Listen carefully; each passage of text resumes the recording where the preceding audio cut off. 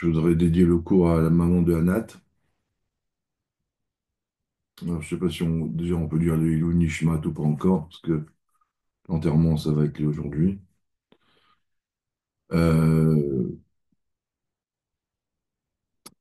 alors, comme par hasard, on dit, oui, c'est intéressant, comme par hasard. Parce qu'en fait, on croit pas au hasard, donc c'est comme par hasard. Donc c'est sûrement que de là que vient cette expression. Euh, on rentre dans la fête de Sukkot. Vous savez que dès le soir de Kippour, on commence déjà à préparer la souka. Il y a même une coutume de préparer quelque chose pour la souka dès qu'on sort de Kippour pour rentrer dans une autre fête. Et un des symboles plutôt, des objectifs de la fête de Sukkot, c'est la joie. Zman Simchatenu. Et le premier cours qu'on a fait, c'était la tristesse et la joie, et on avait débattu fortement sur ce sujet. Donc, on va parler un petit peu de la joie. Euh, donc, c'est quoi, ça veut dire quoi être joyeux? C'est quoi la joie? Et quel rapport avec Sukkot? Alors, euh, il y a une question. Euh, Quel est le, j'ai envie de dire, la- l'information la plus dangereuse dans l'éducation des enfants? Alors, en vérité, vous savez, quand il y a une règle, une idée, elle peut s'appliquer dans un couple, même dans l'amitié, avec Dieu. Mais là, je fais exprès vis-à-vis des enfants parce que c'est plus simple. Voilà, quand on éduque un enfant, quand on lui fait de la... Alors, ça ressort plus quand on lui fait de la morale ou quoi. Quel est, qu'est-ce qui fait qu'un enfant est en danger? Je parle pas physiquement, mais moralement. On a peur, on dit, mais si je suis trop dur avec lui, je peux le perdre, il peut faire des choses graves, il peut... Donc, il y a une chose qu'un enfant a besoin de savoir, où il y a un état qui met l'enfant en danger. Et c'est valable, en fait, pour nous tous, dans notre vie, personnellement, il y a une information que si on n'a pas, en fait, on peut se perdre, en fait. C'est comme un peu comme une boussole dans la vie. Alors, le danger, souvent, c'est le désespoir. Quand on perd l'espoir, mais on- si vous voulez, j'insiste, des fois, on ne sait pas pourquoi on n'est pas bien. Mais en réalité, c'est parce dans notre cœur, notre cerveau, notre cœur, il y a un mécanisme qui se met en place. Et en fait, on perd espoir, donc on est comme un bateau à la dérive. Et on n'a plus de plaisir, on n'a plus de goût chaud. Et la preuve, c'est qu'il suffit qu'une personne nous appelle et qu'elle nous donne de l'espoir, mais sans le faire exprès. Et même nous, on se rend pas compte. Donc, on va raccrocher le téléphone. Hop, on repart. Parce que cette personne-là nous a donné de l'espoir. Alors, vous allez me dire, ok, mais c'est quoi l'espoir? Comment on fait pour donner de l'espoir à un enfant? Qu'est-ce que cette personne nous a dit pour nous donner de l'espoir? Alors, je pense que le fait, par exemple, de fêter un anniversaire, et je vais vous expliquer pourquoi, ça sert aussi à ça. Le jour d'anniversaire, c'est le jour de l'espoir. Et alors, on va expliquer très simplement ce que c'est, mais avant, euh, donc on a la joie, l'espoir, oui, ça commence à être un peu intéressant. Et il y a une troisième chose qu'on va voir, c'est on est dans le mois de Tishri, on a trois fêtes, Rosh Hashanah, Kippour, Sukkot, est-ce que ces trois événements qui sont à côté par hasard, ou est-ce que il y a une suite logique des trois événements? Alors,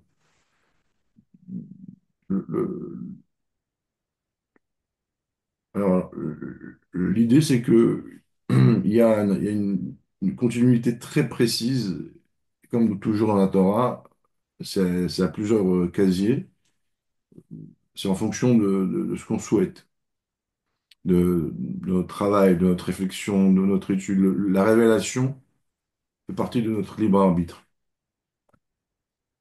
Et alors juste, je vais vous donner comment dire, un petit remède, une allusion, c'est que à Rosh Hashanah, on sonne 100 sons, il y a 100 sons de chauffard.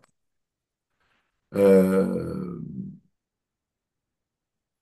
ensuite, le, ces 100 sons se transforment à Kippour en nuée.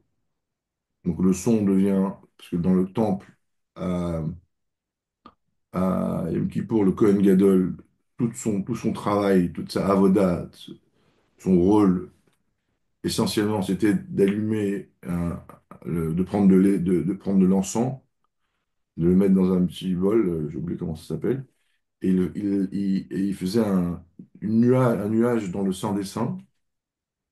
Et ce nuage-là, ces Kétoret, était à Yom Kippour, se transformait en srach, en toit de la souka. C'est qu'on dit que le toit de la souka représente, est en commémoration de la nuée. Ah, j'ai une moustique qui est venue écouter le cours, qui est venu, qui protégeait les Juifs. Et donc aujourd'hui, on fait la souka.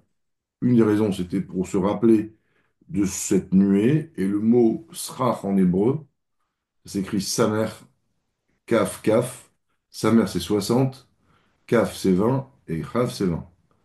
Donc on a les 100 sons qui se transforment donc du son à une petite nuée. Et cette nuée-là se transforme en toit de la souka. Et il y a la symbolique du chiffre 100. Et ensuite, dans la souka, on prend le loulav et on fait un mouvement du haut, donc du srach, du sang, vers notre cœur. C'est-à-dire, on intériorise ces 100 dans notre cœur. Donc, le chiffre 100, c'est les 10 sphirotes fois 10. Bon, je ne vais pas rentrer là-dedans pour l'instant, mais en tous les cas, ça correspond à une forme de plénitude, de complet. Ir Yerushalayim, et on arrive à une forme voilà, d'être complet. Alors vous allez me dire oui, mais on pourrait dire, pour l'instant, je vous fais ça comme un petit clin d'œil, comme un appel de phare. Évidemment que chaque détail, on peut aller très très loin, mais déjà, je voulais informer qu'il y a une suite après. Euh, Yom Kippour, ça symbolise le mariage avec Dieu. Neïla, on a dit que c'est le moment où on est enfermé, la pièce de Yichud, comme quand on se marie, on est seul avec l'homme et la femme. Euh, et Sukkot, c'est les Shiva Brachot. Il y a les 7 jours de Sukkot, comme après un mariage, il y a 7 jours de Shiva Brachot. Tout ça aussi, c'est expliqué, mais c'est important de comprendre que ces fêtes-là, c'est un événement global qui représente quelque chose. Alors, maintenant qu'on a posé vite fait le décor, on va aller dans le fond.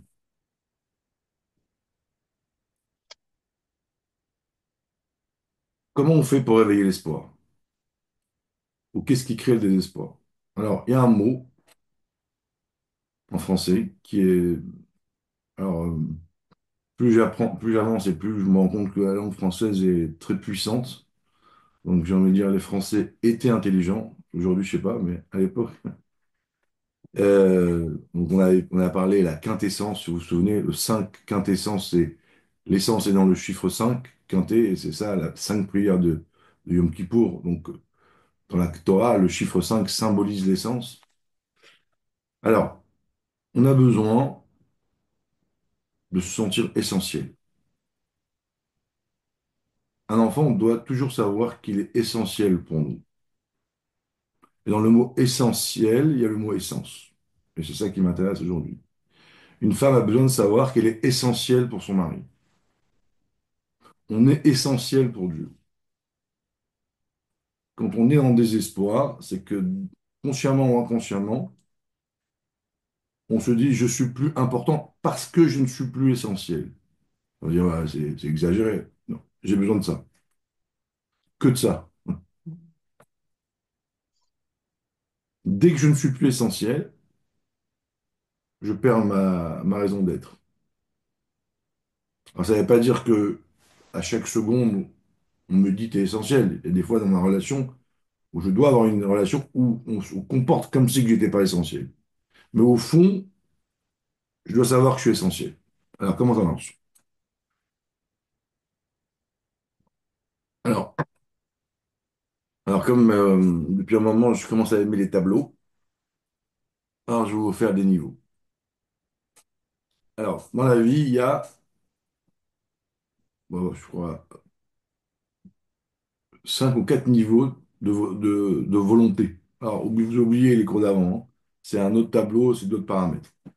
Donc, le niveau zéro, et volontairement, je commence comme ça, le niveau zéro, c'est un homme, une femme fait sa volonté. Tu vois, je suis un jeune homme, une jeune femme, et ma vie, je fais ce que je veux. J'achète des chaussures, je m'achète du café, je m'achète une glace, je dors, comme on dit en hébreu, maché bali. J'adore ce mot en hébreu. Je fais ce qui me vient. C'est maché bali. Je fais ma volonté. Un jour, je rencontre une femme, un homme, et je tombe amoureux, je me marie avec elle, et tout d'un coup, là, je fais sa volonté. Parce que en faisant sa volonté, tout d'un coup, je me lie à la personne. Faire la volonté de l'autre. Le mot volonté est important. On n'a pas dit je fais les choses parce que je comprends que. Je fais sa volonté. Quand on est, quand on est, quand on ressent l'amour, on cherche à faire la volonté de l'autre. Et après, ça se complique. Donc, ça s'appelle le niveau 1. Dans la relation avec Dieu, ça s'appelle les mitzvot. Les mitzvot, c'est le ratson aboré. C'est le ratson de Dieu, la volonté de Dieu. Je fais la volonté de Dieu. Je prends un loulav, je fais la bracha, je le secoue. C'est sa volonté. Et pourquoi, comment? C'est sa volonté. Ça a du sens ou pas, à la limite, c'est pas très important. Sa volonté. Ok. Donc les mitzvot, c'est je rentre ce qu'on appelle le niveau 1. Je fais plus ma volonté, je fais sa volonté. Maintenant, le temps passe. Et au bout d'un moment donné, mon mari me casse la tête. Et je fais plus sa volonté. Ou l'inverse. Vous voyez. Je me comporte avec lui comme un étranger. Je fais ma volonté. Donc imaginez-vous, pendant 2 semaines, il rentre le soir et il vous parle à peine. Ok. Donc il repasse au niveau zéro. Et vous demandez un truc, il oublie. Vous demandez de faire il dit, tu me fais un café, tu dis oui. Ah mince, j'ai oublié ton café. Oui. C'est important, c'est un café. Donc quand c'est un invité qui demande un café, hop, on fait tout de suite. Oui, on n'est pas là pour juger, critiquer, mais c'est intéressant de comprendre il y a la volonté de l'autre. Alors au bout de 2 semaines, si votre mari il fait ça, au bout de 2 semaines, il redevient sympa, il redevient au niveau 1. Et là, vous lui dites, eh ben, il n'y a personne.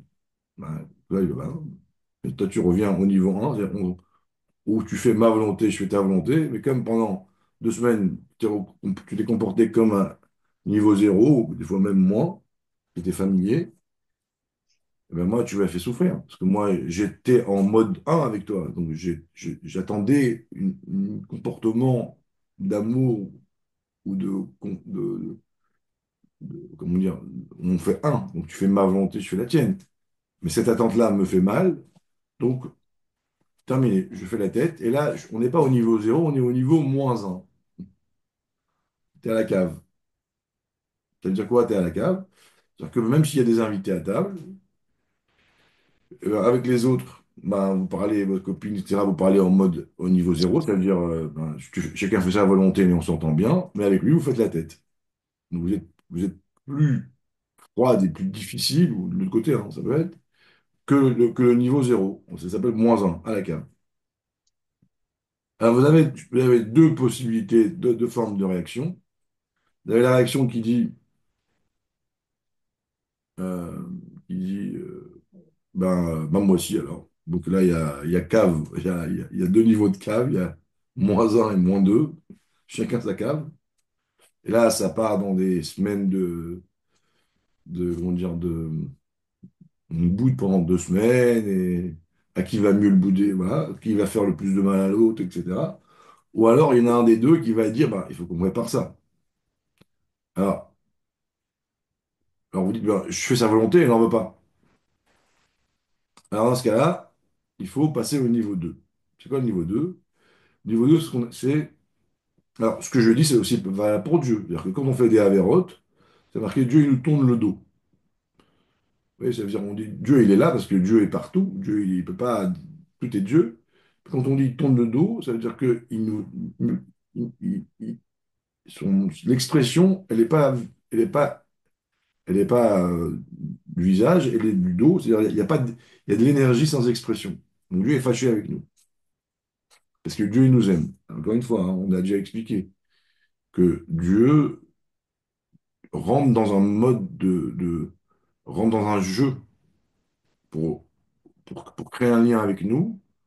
Parce que dans le fond, Dieu n'est ni ça, ni ça, ni ci. Mais quand il rentre avec nous dans une relation, il respecte ses propres règles. Donc Dieu attend de l'amour de notre part à travers les mitzvot, donc le niveau 1. Et si on ne le respecte pas, Dieu il passe au niveau -1.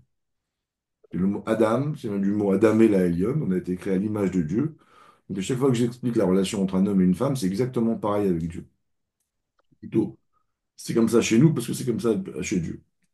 Donc là, on passe au niveau 2. C'est quoi le niveau 2? C'est si le mari il est intelligent ou la femme et qu'on sent que c'est bloqué, on va essayer d'éveiller chez l'autre un niveau d'amour plus fort que le niveau 1. Ça veut dire qu'on va, par exemple, ramener sa femme dans un endroit où on s'est connu quand on était jeune, au pied de la Tour Eiffel, dans un petit café là-bas qui lui a plu, ou une musique qui réveille en elle des sentiments d'amour, ou un cadeau qui lui touche.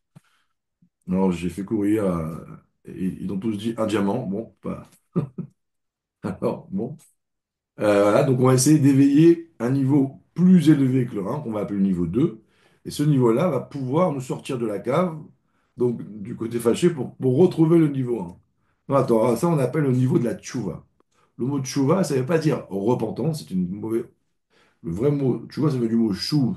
Et on retourne à l'essence, comme Shabbat, et on remonte à l'essence. Et on va éveiller chez Dieu des souvenirs des patriarches, le chauffard par rapport à Yitzhak, tout ça, pour essayer de rappeler, d'éveiller Dieu à un niveau d'amour tellement fort où la notion de temps, d'espace, etc. disparaît, et que la notion où la souffrance qu'on a eue par la faute se dilue, et vu l'amour qu'on a pour l'autre, la souffrance ne fait plus le poids, et là on débarrasse, et même à la limite, la trahison qu'on a fait devient un souvenir marrant, un bon souvenir. Ok. Ça, c'est le niveau 2. Alors là, vous allez me dire, mais alors, après, il y a un niveau 3. C'est quoi le niveau 3? Qu'est-ce qui reste? Niveau 3, c'est quoi? Alors, en général, on se dit, mais il n'y a pas de niveau dessus. Alors, s'il y en a un. Et vous allez voir, il y en a un que vous allez bien, c'est intéressant de s'arrêter là parce que, vous voyez, dans notre tête, on dit c'est fini. Vous voyez? Et ben non. Et je vous dis ça parce que souvent, on se trompe en dehors du cours. On dit, ah, j'ai compris, non, c'est bon, c'est bon. Non, t'as pas compris. Il te manque un paramètre. Vous voyez? Ça s'appelle l'humilité. Alors là, je vous prends quelques secondes.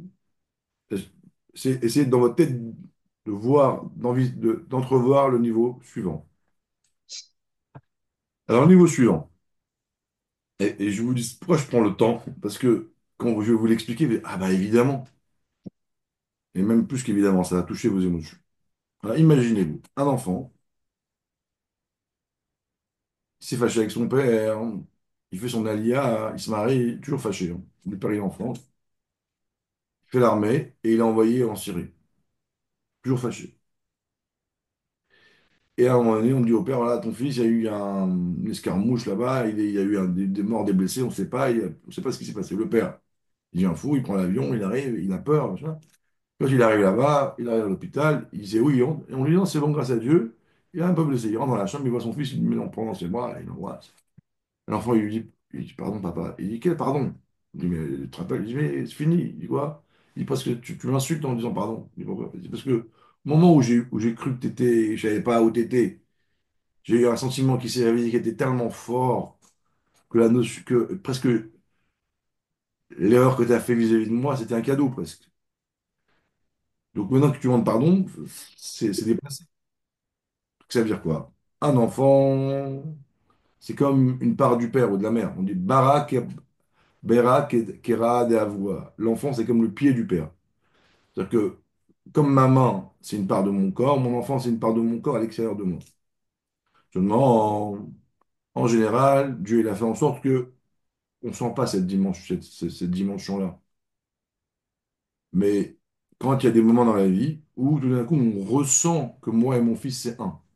Et quand on dévoile cette chose qui est existante en moi, potentiellement, quand elle se dévoile, il n'y a plus la notion de tu m'as fait du mal. Mais non, je suis toi. Demain, si tu te coinces le doigt contre la porte, ne dis pas à ta main, tu m'énerves, je vais te frapper. Mais non, c'est maman. Ben, mon fils, c'est pareil, seulement c'est à l'extérieur. Mais c'est pas dévoilé. Et quand ça se dévoile, on sent l'amour. Mais moi, je ne peux pas sentir l'amour parce que c'est maman. Et quand c'est mon fils, donc c'est une part de moi à l'extérieur. Le plus beau cadeau qu'on a, c'est quand je sens l'amour, je la vis puisque c'est quelque chose d'extérieur. Donc, il y a encore un autre sujet qui est très profond sur la création du monde, des hommes, de Dieu, c'est que pour sentir quelque chose, il faut que ce soit à l'extérieur. Mais bon, donc en vérité, le niveau 3 c'est l'essence à l'essence. Ok. Maintenant, Yom Kippour, c'est ce niveau-là qui se dévoile. On a étudié la semaine dernière. On dit Yom Kippour, Itsumo Shel Yom Mechaper. Vous vous rappelez, on avait dit pourquoi on appelle le jour du pardon, c'est la seule fête qu'on dit le mot jour. Parce qu'on dit Yom Kippour, d'après un avis, le seul fait, Kippour pardonne. Mais pourquoi? Quel rapport? Parce qu'on te dit que c'est à Kippour, l'essence de Dieu se révèle, et quand l'essence de Dieu se révèle, ben, les fautes disparaissent d'office. Donc, maintenant, pendant les Aseret Shemet Teshuvah, on est au niveau 2, et toute l'année, on est au niveau 1, vous voyez, quand on est juif. Et dans l'année, on a mis des dates comme ça, relation 1, relation 2, relation 3. Mais en vérité, toute l'année, le niveau 3 existe. Toute l'année, Dieu, en fond, il nous aime comme un enfant. Seulement, pour que la vie puisse exister, on met on met que tu fais ta vie pour que tu puisses t'exprimer, tu as ton libre arbitre. Même si je sens, si un père il sent l'amour de son fils, il ne l'exprime pas, sinon on le détruit. Et pour autant, ça n'empêche pas que c'est toujours là. Donc même quand un enfant, on le crie, on lui fait des remarques, il faut toujours que l'enfant sache que mon fils, il est essentiel. Il vient de mon essence. Il est une part de moi.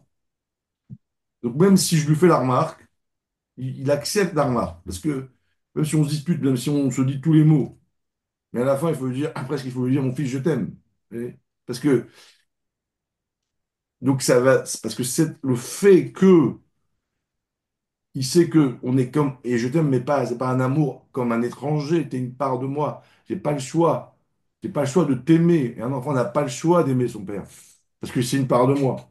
Mais si l'enfant oublie ça, il croit que son père est dur avec lui et point en bas, donc et qui ne sait pas que il est essentiel, il tombe dans le désespoir. Parce qu'en vérité, on n'est pas fait pour ne pas être essentiel pour quelqu'un. On a toujours besoin, ouais, c'est dans notre nature, c'est ma boussole. Alors même un non-juif, il est essentiel pour son père. Et nous, on est essentiel pour notre père et pour Dieu. Et c'est ce qui nous donne notre force, c'est ce qui nous fait que un petit peuple comme nous, le jour où on nous touche, on devient des guerriers incroyables, bien qu'on ait le peuple du livre. Même qu'on dit Yadaïm, Yedé Esav, parce qu'en fait, à travers Israël, on se relie à Dieu, c'est notre essentiel, notre essence même. Et quand on touche à l'essence, eh ben, on devient les plus grands guerriers du monde. Donc, en vérité, l'idée, elle est simple. Euh, Quand quelqu'un vous appelle et qu'après vous raccrochez, vous êtes bien, sans faire exprès, il vous a appelé pour rien, donc pour tout. Il a réveillé en moi le sentiment que je suis essentiel pour elle. Et là, à ce moment-là, ça me redonne la boussole et tout d'un coup, je reprends plein d'énergie. Quand une personne, pendant un certain temps, a l'impression de ne pas être essentiel pour quelqu'un, on peut tomber dans une forme de dépression après qui est compliquée à revenir. Mais au quotidien, dans le haut et le bas, il faut toujours, si on ne nous le dit pas, se le dire, je suis essentiel pour Dieu. Bishvili nivra haolam. Banim atem lachem elokechem. Voilà, donc c'est très simple et tellement important, et tellement essentiel. Maintenant, la joie. Alors, la joie, c'est quoi? C'est que, à Yom Kippour, on est dans l'intimité, vous voyez, dans l'essentiel. L'essence à l'essence se révèle ensemble. Comme une relation d'homme et de femme dans l'intimité. Mais dans la parachète Kippour, on parle dans Mincha, les textes ce qu'on lit à la Torah, c'est très bizarre. On traite des sujets de tout ce qui est relation sexuelle interdite. Donc tu n'iras pas avec ton père, tu n'iras pas avec ta mère, tu n'iras pas avec ta tante, tu n'iras pas avec un chien. Bizarre de lire ça en plein Kippour, moment solennel, grand discours. Imaginez-vous le rabbin, il fait un discours sur la pédophilie à Yom Kippour. Ah, bon, mais d'accord, mais pas maintenant. La paracha, où on parle de toutes ces relations interdites, elle s'appelle Acharemot, après la mort d'Aaron, le titre de la paracha. Alors, le rabbi dit qu'en vérité, pourquoi on lit ça à Kippour? Alors, il dit parce qu'en vérité, l'objectif, l'objectif de